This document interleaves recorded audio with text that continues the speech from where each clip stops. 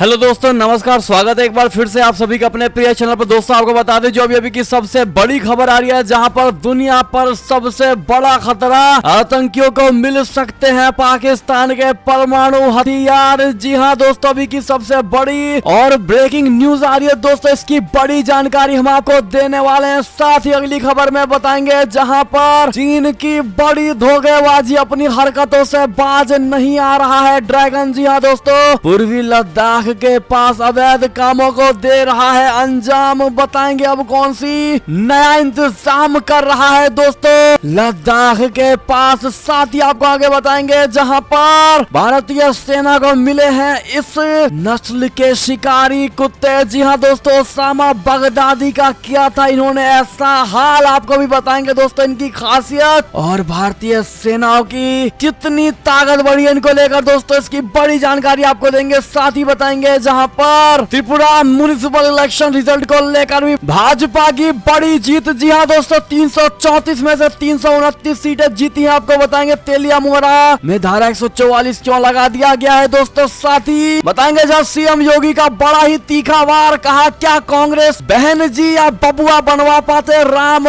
मंदिर। जी हां दोस्तों, बड़ी बातें कह दी इन्होंने। और साथ ही उत्तर प्रदेश में सपा कांग्रेस बीएसपी को बड़ा झटका लगा है दोस्तों। बीजेपी में शामिल हो गए हैं ये 5 बड़े नेता। बताएंगे कौन कौन। साथ ही दोस्तों आपको पोस्ट ऑफिस की सबसे ज्यादा फायदे वाली स्कीम बताने वाले हैं, जहां पर मात्र 5 साल के निवेश में मिलेंगे 14 लाख से ज्यादा। जी हां दोस्तों, और हर तरह की खबर बताने वाले हैं आपके फायदे के लिए दोस्तों, तो बने रहेगा वीडियो के अंत तक। और अभी खबरों में आगे बढ़ने से पहले हमेशा की तरह मानते हैं कि मोदी जी हैं तो हर चीज संभव है। भारतीय सेना है तो अपना देश गर्व से जी रहा है दोस्तों, और आपको भी भारतीय होने पर शान है। तो फटाफट से इस वीडियो को भी कर दीजिए लाइक, चैनल को कर दीजिए सब्सक्राइब, बेल आइकन दबाइए। साथ ही कमेंट बॉक्स में लिख दीजिएगा जय हिंद। जी हां दोस्तों, तो बढ़ते हैं पहली और सबसे बड़ी खबर की तरफ, जहां पर दुनिया पर सबसे बड़ा खतरा आतंकियों को मिल सकता है पाकिस्तान के परमाणु हथियार। बता दें भारत के भगोड़े गैंगस्टर दाऊद इब्राहिम की आतंकवादी संगठनों से 60 गांठ अब और बढ़ गई है दोस्तों। खबर यह है कि पाकिस्तान के परमाणु हथियारों की कालाबाजारी की जा सकती है दोस्तों। इसके अलावा अमेरिका के लिए मुंबई हमलों से सबक पर सीनेटर जॉन मैकेन ने कहा है कि ये एक खतरा है कि पाकिस्तान के भीतर आतंकवादी संगठन परमाणु हथियार पाने में सक्षम हो सकते हैं दोस्तों। और हम सभी जानते हैं कि पाकिस्तान के पास परमाणु हथियार है, और इस पर काउंटर टेररिज्म एक्सपर्ट ने कहा कि मुझे लगता है कि एक वास्तविक चिंता है। हमें पाकिस्तानी अधिकारियों से नियमित रूप से आश्वासन मिलता रहता है कि उनके पास परमाणु हथियार कड़े नियंत्रण में है, लेकिन चिंता की बात तो ये बहुत है। जी हां दोस्तों, उन्होंने कहा कि जब हम दाऊद इब्राहिम और आतंकवादी संगठनों के बीच पाकिस्तान में गठजोड़ और उसके कालाबाजारी को देखते हैं, जो एक्यू खान के माध्यम से पाकिस्तान के अपने परमाणु कार्यक्रम का समर्थन करने के लिए बनाया गया था, मेरा मतलब है ये कनेक्शन का एक सेट है दोस्तों। और ऐसे में एक्सपर्ट्स ने कहा है कि ये बहुत बड़ी समस्या है। अगर किसी भी आतंकियों को पाकिस्तान का ये परमाणु हथियार हाथ लग गया तो पूरे विश्व में तहलका मच सकता है दोस्तों, और सोच भी नहीं सकता कोई कि क्या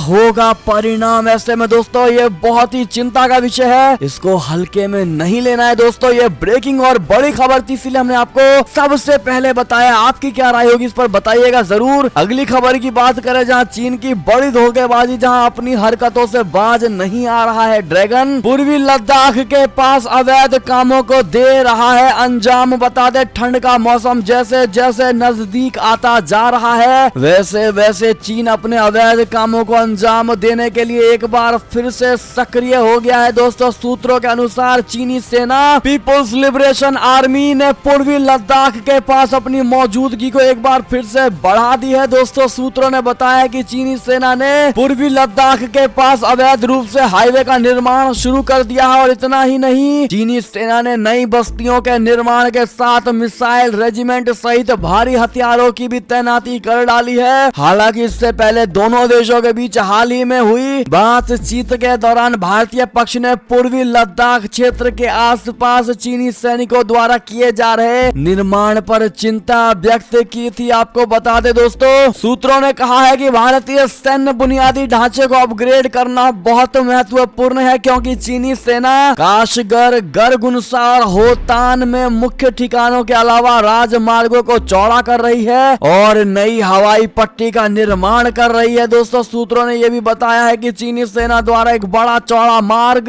यानी राजमार्ग भी बनाया जा रहा है और जो पश्चिमी क्षेत्र को एलएसी में चीनी सैन्य ठिकानों से जोड़ेगी। ऐसे में दोस्तों भारतीय सैन्य सिस्टम को दोस्तों और मजबूत होने की आवश्यकता है और चाइना पर कड़ी नजर रखने की भी बेहद आवश्यकता है। दोस्तों आपकी क्या राय होगी चाइना के इस कारनामे को लेकर जो बार बार भारत को उकसाने की कोशिश कर रहा है? दोस्तों इस पर आपकी क्या राय सुझाव होगी बताना बिल्कुल मत भूलिएगा। बढ़ते हैं अगली बड़ी खबर की तरफ जहां पर भारतीय सेना को मिले बेल्जियन मैलिनोइस नस्ल की शिकारी कुत्ते जिन्होंने ओसामा बगदादी का किया था ऐसा हाल। बता दे भारतीय सेना को शिकारी कुत्ते बेल्जियन मैलिनोइस मिल गए हैं। कुत्तों की ये नस्ल शहरी इलाकों में चलाए जा रहे ऑपरेशन के दौरान अपनी आक्रामकता और जासूसी कौशल के लिए जाने जाते हैं। दोस्तों सेना ने अपने ट्विटर हैंडल पर एक वीडियो पोस्ट किया है जिसमें एक ट्रेंड बेल्जियन मैलिनोइस को सैनिक के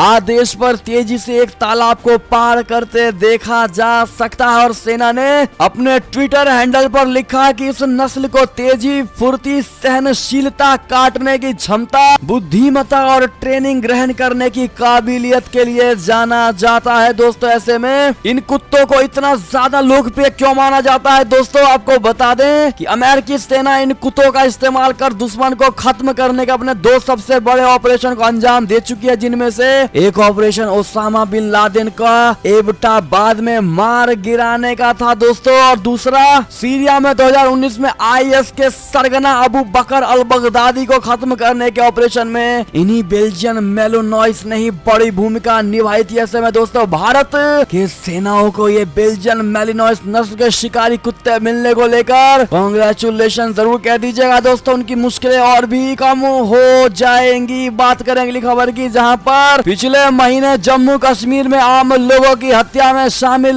लगभग सभी आतंकवादी ढेर हो गए हैं। दोस्तों सूत्रों ने यह बड़ी जानकारी दी है। बता दें जम्मू कश्मीर में पिछले महीने आम लोगों की हत्या करने में संलिप्त रहे लगभग सभी आतंकवादियों को मार गिराया गया है। दोस्तों सशस्त्र बल अब खुफिया आधारित सर्जिकल ऑपरेशन पर ध्यान केंद्रित कर रही है जिसमें केंद्र शासित प्रदेश में आतंकी गतिविधियों से निपटने के लिए छोटी टीम शामिल है। सुरक्षा प्रतिष्ठान से जुड़े सूत्रों ने रविवार को यह जानकारी दी है। उन्होंने कहा है कि आतंकवाद से निपटने के लिए जम्मू कश्मीर पुलिस, खुफिया एजेंसियों और सेना के बीच बेहतर समन्वय के वास्ते एक अधिक सूक्ष्म ढांचे के तहत एक परिष्कृत दृष्टिकोण रखा गया है जिसका उद्देश्य आसपास होने वाली आकस्मिक क्षति को कम करना है। अगली खबर की बात करें जहां पर अमेरिका ने ओमाइक्रॉन वेरिएंट को लेकर की दक्षिण अफ्रीका की तारीफ, चीन के मुंह पर मारा तमाचा। जी हां दोस्तों अमेरिका ने कोरोना के नए स्ट्रेन ओमिक्रॉन की जल्दी से पहचान करने और दुनिया के साथ इस जानकारी को साझा करने के लिए शनिवार को दक्षिण अफ्रीका की प्रशंसा की है। अमेरिका के इस कदम को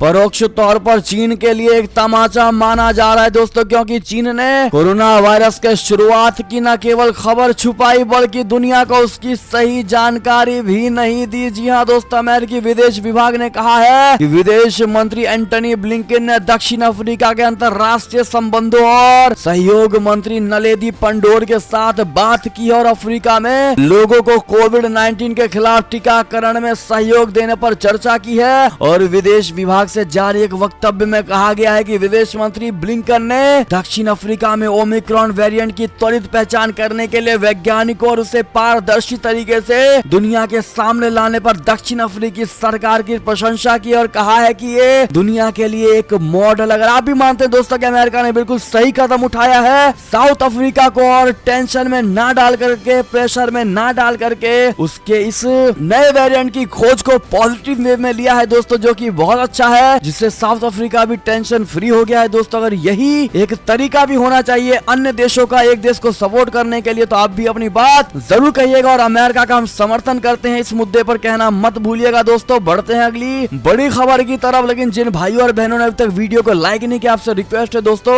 हमारी मेहनत को सफल करने के लिए एक लाइक अवश्य कर दीजिएगा। बात करें अगली खबर की जहां चीनी सीपीईसी प्रोजेक्ट के विरोध के बीच पाकिस्तान ने ग्वादर में शराब की दुकानें बंद कर डाली है दोस्तों। पाकिस्तान के ग्वादर जिले में चीन की सीपीईसी परियोजना के खिलाफ विरोध बढ़ता जा रहा है और इसी बीच पाकिस्तानी अधिकारियों ने बलूचिस्तान के ग्वादर जिले में कानून व्यवस्था की स्थिति को देखते हुए सभी शराब की दुकानों को तत्काल प्रभाव से बंद करने का आदेश दिया है। बलूचिस्तान के योजना और विकास मंत्री ज़ोहूर अहमद बुलेदी ने ट्विटर पर एक अधिसूचना साझा किया। अधिसूचना में कहा गया है कि ग्वादर में मौजूदा कानून व्यवस्था की स्थिति को देखते हुए हस्ताक्षरी को ग्वादर में सभी शराब की दुकानों को अगले आदेश तक तत्काल प्रभाव से बंद कर दिया गया है। अगली खबर की बात करें जहां पर घुसकर मारेंगे, चीन उत्तर कोरिया के खिलाफ मजबूत होगी। जापान की सेना जापानी प्रधानमंत्री ने खाई है इसकी कसम। बता दे जापान के प्रधानमंत्री फूमियो किशिदा ने शनिवार को उत्तर कोरिया और चीन के खतरों का हवाला देते हुए अपने देश के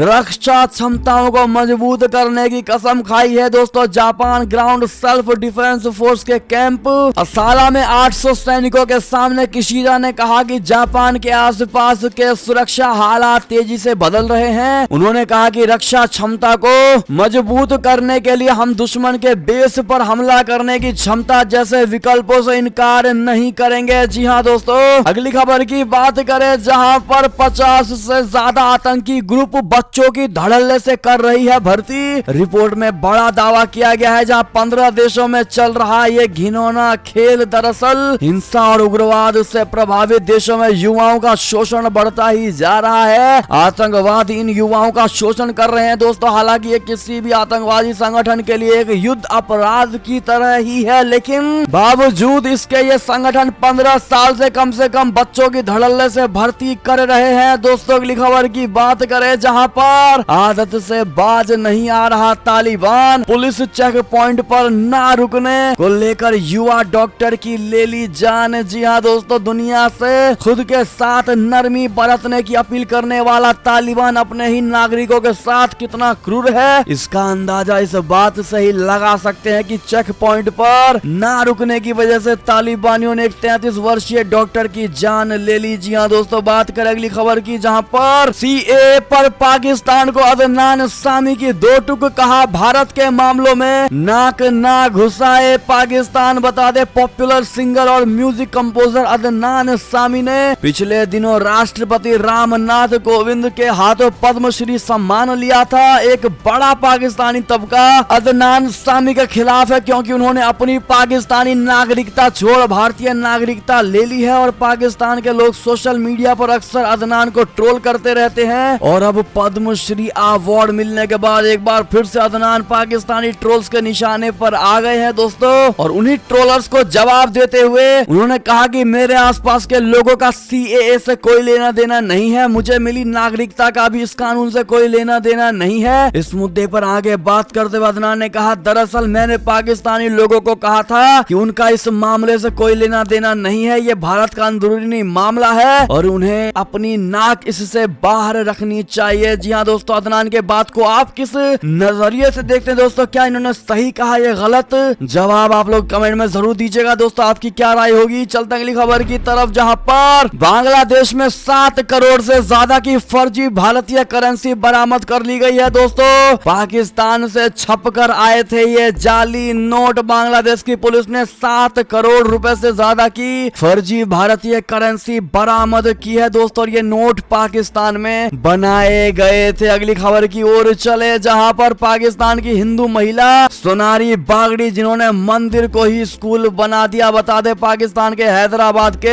फलीली इलाके की गफूर शाह कॉलोनी में सुबह होते ही लड़के लड़कियां अपने कंधों पर बस्ते टांग कर मंदिर की ओर निकल पड़ते हैं। वैसे तो मंदिर पूजा का स्थान होता है पर सोनारी बागड़ी ने इस मंदिर को स्कूल में तब्दील कर दिया दोस्तों। क्या कहना चाहेंगे आप लोग इस पर? पॉजिटिव नजरिए से अगर आप देखते हैं तो क्या देखते हैं दोस्तों, कमेंट में जरूर बताइएगा। अगली खबर की बात करें जहां पर एम्स के प्रमुख रणदीप गुलेरिया ने बड़ी बात कह दी है। कोरोना के नए वेरिएंट ओमिक्रॉन से वैक्सीन ले चुके लोगों को भी बड़ा खतरा है। जी हाँ दोस्तों, दुनिया में हड़कंप मचाने वाला कोरोना वायरस का ये नया वेरिएंट ओमिक्रॉन को लेकर भारत भी अलर्ट मोड पर आ गया है दोस्तों। रविवार को केंद्रीय गृह सचिव की अध्यक्षता में हुई बैठक में ओमिक्रॉन के संभावित खतरे को टालने के लिए कई अहम फैसले लिए गए। इसी बीच एम्स के प्रमुख डॉक्टर रणदीप गुलेरिया ने भी चिंता जाहिर की। उन्होंने कोरोना के नए वेरिएंट के खिलाफ वैक्सीन की प्रभावशीलता को लेकर भी चिंता व्यक्त की और कहा है कि जिन्होंने दोनों डोज भी ले लिया है वैक्सीन का उन्हें भी इस वेरिएंट से खतरा है। जी हाँ दोस्तों, अगली खबर की बात करें जहां पर साउथ अफ्रीका पहुंची श्रीलंकाई टीम कोरोना की चपेट में आ गई है। दोस्तों 6 खिलाड़ी पाए गए संक्रमित। बता दें आईसीसी ने शनिवार को यह फैसला लिया था क्योंकि श्रीलंका की टीम का सपोर्ट स्टाफ का सदस्य कोरोना पॉजिटिव पाया गया था, जिसके बाद वेस्ट इंडीज और श्रीलंका के मैच को स्थगित कर दिया गया था। अब टीम के 6 खिलाड़ी भी कोरोना से संक्रमित हो गए हैं दोस्तों, जिसके बाद बोर्ड ने अपने बयान में कहा कि श्रीलंका की महिला टीम को जल्द से जल्द देश वापस लाने के लिए कदम उठाए जा रहे हैं। हालांकि बोर्ड ने यह साफ नहीं किया है कि खिलाड़ी नए वेरिएंट से प्रभावित हुए हैं या नहीं। जी हाँ दोस्तों, अगली खबर की बात करें जहां पर कोरोना के नए वेरिएंट ओमिक्रॉन को लेकर इजराइल ने सील की अपनी सीमाएं। किसी भी देश के यात्री को अब नहीं मिलेगा इजराइल में प्रवेश। जी हाँ दोस्तों, अगली खबर की ओर चले जहां पर ओमिक्रॉन को लेकर डॉक्टर फासी ने कहा कि पानी की तरह तेजी से फैल सकता है ये नया वेरिएंट। हम अफ्रीकी वैज्ञानिकों के संपर्क से जुड़े हैं। जी हाँ दोस्तों, अमेरिका के शीर्ष संक्रामक रोग विशेषज्ञ डॉक्टर एंथनी फॉसी ने कहा कि कोविड-19 का नया ओमिक्रॉन वेरिएंट पानी की तरह तेज गति से फैल सकता है और ये वेरिएंट शरीर में मौजूद एंटीबॉडी पर क्या असर डालता है ये जानने के लिए अमेरिकी वैज्ञानिक अपने दक्षिण अफ्रीकी सहयोगियों के साथ निकट संपर्क में है। अगली खबर की बात करें जहां पर इतिहास में पहली बार अंटार्कटिका में पहली बार बर्फीली रनवे पर उतारा गया एयरबेस A340 विमान कंपनी ने 290 यात्रियों के साथ कराई सुरक्षित बर्फ पर लैंडिंग। जी हाँ दोस्तों, अंटार्कटिका की बर्फ पर पहली बार एयरबस A340 विमान उतारा गया है। दोस्तों पर्यटन के क्षेत्र में काम करने वाले कमर्शियल कंपनी समूह ने एयरबस A340 को अंटार्कटिका में सुरक्षित लैंड कराने का इतिहास रच डाला है। दोस्तों हाई फ्लाई है नाम उस कंपनी का और ऐसे में ये बहुत बड़ा अब तक का रिकॉर्ड बना दिया गया है। दोस्तों पहली बार ऐसा हुआ है, इस पर आप उनको कांग्रेचुलेशन कहना मत भूलिएगा। अगली खबर की बात करें जहां पर डोमेस्टिक खबरों की और चले तो भाजपा की सबसे बड़ी जीत त्रिपुरा म्युनिसिपल इलेक्शन में 334 में से 329 सीटें जीत गई है। दोस्तों बता दें त्रिपुरा में अगरतला नगर निगम और अन्य नगर निकायों की 334 में से 222 से अधिक सीटों के लिए कल वोटों की गिनती हो गई। दोस्तों 112 सीटों पर भाजपा पहले ही निर्विरोध जीत चुकी और मतगणना सुबह कल 8 से शुरू हो गई थी और अगरतला नगर निगम और अन्य 19 निकायों के नगर परिषदों और नगर पंचायतों के लिए भी वोटों की गिनती हो रही थी और मुख्य मुकाबला भाजपा टीएमसी और माकपा के बीच था। ऐसे में दोस्तों बड़ी जीत भाजपा की नजर आई है जहां 334 में से 329 सीटें जीती है। इसके लिए बहुत बहुत बधाई भारतीय जनता पार्टी को जरूर कह दीजिएगा। साथ ही आपको बता दें जो अगली बड़ी खबर आ रही है जहां पर सीएम योगी का तीखा वार, पूछा क्या कांग्रेस बहन जी या बबुआ बनवा पाते राम मंदिर। जी हाँ दोस्तों, जैसे जैसे विधानसभा चुनाव का समय नजदीक आता जा रहा है उत्तर प्रदेश का सियासी पारा भी चढ़ता जा रहा है। दोस्तों सूबे के मुख्यमंत्री योगी आदित्यनाथ जी लगातार विपक्ष पर हमलावर हैं। सीएम योगी ने अयोध्या में बन रहे राम मंदिर को लेकर विपक्ष को कटघरे में खड़ा करने की कोशिश की। सीएम योगी ने बिना नाम लिए समाजवादी पार्टी अध्यक्ष अखिलेश यादव, बहुजन समाज पार्टी अध्यक्ष मायावती और कांग्रेस पर तीखा हमला बोला है। दोस्तों आपको बता दें योगी आदित्यनाथ ने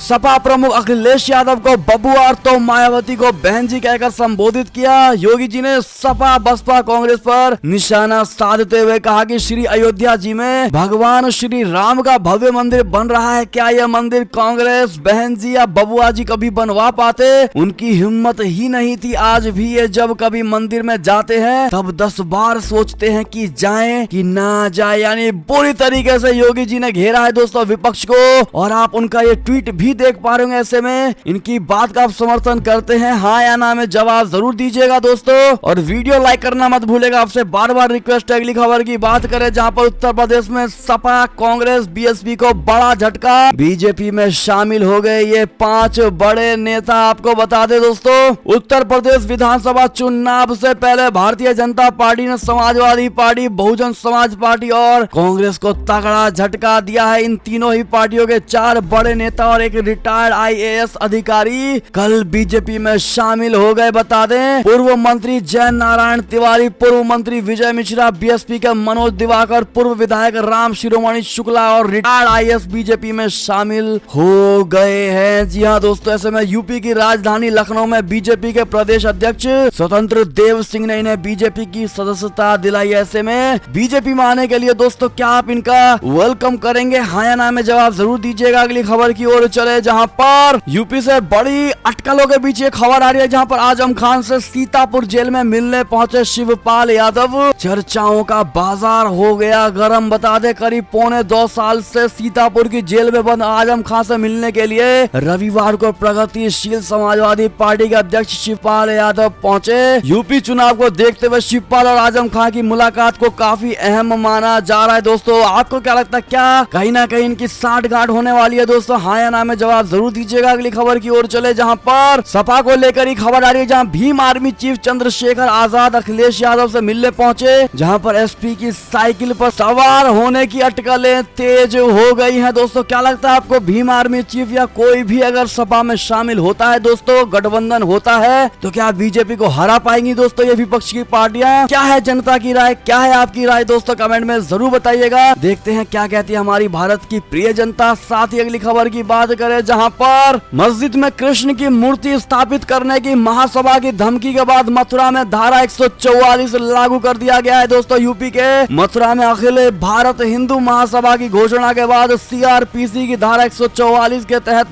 निषेधाज्ञा लागू कर दी गई और महासभा ने घोषणा की थी कि मथुरा में एक प्रमुख मंदिर के पास मस्जिद है, जहां पर भगवान कृष्ण की मूर्ति स्थापित की जाएगी। और इस खबर के बाद से मथुरा के अफसरों में हड़कंप मच गया। क्या कहना चाहेंगे दोस्तों आप लोग? ऐसे में इस बयान को किस नजरिए से देखते हैं बताना मत भूलिएगा। दोस्तों अगली खबर की बात करें, जहां पर पोस्ट ऑफिस की सबसे ज्यादा फायदे वाली स्कीम सिर्फ 5 साल के निवेश में मिलेंगे 14 लाख से ज्यादा। दरअसल पोस्ट ऑफिस अपने ग्राहकों के लिए कई बेहतरीन मुनाफे वाली स्कीम चलाता है। दोस्तों इसमें सभी उम्र के लोगों के लिए योजनाएं हैं। अगर आप भी सुरक्षित निवेश करना चाहते हैं तो आपके पास बहुत कुछ ही सालों में लखपति बनने का मौका है। दोस्तों आज आपको हम बता रहे हैं कि पोस्ट ऑफिस की सीनियर सिटीजन सेविंग स्कीम के बारे में, जिसमें आपको 7.4% की दर से ब्याज मिलता है। यानी एक साधारण निवेश से आप महज 5 साल में 14 लाख रुपए का मोटा फंड बना सकते हैं। दोस्तों अगर आप रिटायर हो चुके हैं तो आपके लिए पोस्ट ऑफिस में चलने वाली scheme senior citizen saving scheme ज्यादा फायदेमंद और बेहतर होने वाली है। जी हाँ दोस्तों, और आपको बता दें इसकी क्राइटेरिया ये है कि इस स्कीम को खुलवाने के लिए उम्र 60 साल कम से कम होनी चाहिए। 60 साल या उससे ज्यादा आयु के लोग इस स्कीम में खुलवा सकते हैं खाता। इसके अलावा जिन लोगों ने VRS यानी वॉलंटरी रिटायरमेंट स्कीम ले रखी है, वो लोग भी इस स्कीम में खाता खुलवा सकते हैं। और ऐसे में दोस्तों कैसे कैसे आपको 5 सालों में 14 लाख मिलेंगे, इसकी पूरी जानकारी हमने स्क्रीन पर दे दिया है। और मात्र कितने हजार रुपए में आप इस खाते को खुलवा सकते हैं, ये सारी चीजें और मैच्योरिटी पीरियड, साथ ही टैक्स में मिलती छूट को लेकर सारी जानकारी दे दी है। दोस्तों आप स्क्रीन पर देख ही पा रहे होंगे। ऐसे में ये थी अब तक की सारी बड़ी खबरें। आपको हमारी खबर कैसी लगी दोस्तों? आशा करता हूँ बहुत अच्छी लगी होगी। अगर थोड़ी भी अच्छी लगी है तो इस वीडियो को भी अपने भाई बंधुओं में व्हाट्सएप, फेसबुक, ट्विटर के जरिए पूरे भारत में शेयर करना बिल्कुल मत भूलिएगा।